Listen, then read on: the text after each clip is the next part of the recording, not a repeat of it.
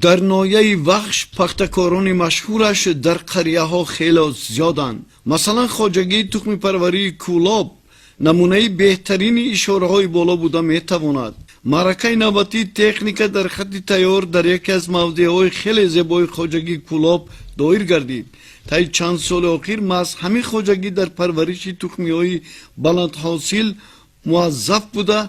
هینی نمایش ماشینالات و تکنیک های گوناگون کشاورزی یک چند نمودی این گونه تخمی ها را به معرض نمایش گذاشته بود. در ناحیه 862 عدد تکنیک های گوناگون تقریبا موجود بوده. از همین 582 تاش آماده کار است. از آن جمله 282 تاش تراکتورهای بین قطاری می باشد. در ناحیه 48 عدد تخم پشک های پخته موجود است که با خط تیار امروز 40 تاش پورا تیار است.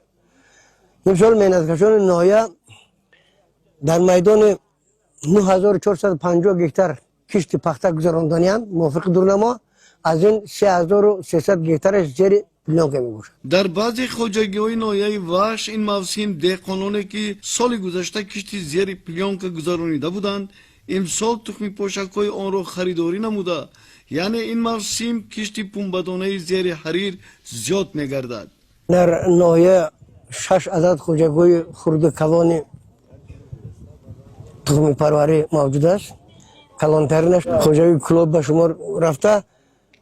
هر سال زیاده 2-3 نمود تخم‌های نو پختار کشت میکنند و گندم را.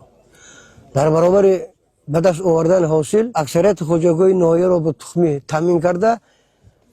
خواجگی ناحیه همسایه نیز از این تخم استفاده میبرند. در برابر تکنیک هایی که خریداری میشوند نوگانی و اختراعکاری از جانب مکانیزاتوران نیز به مشاهده میرسد.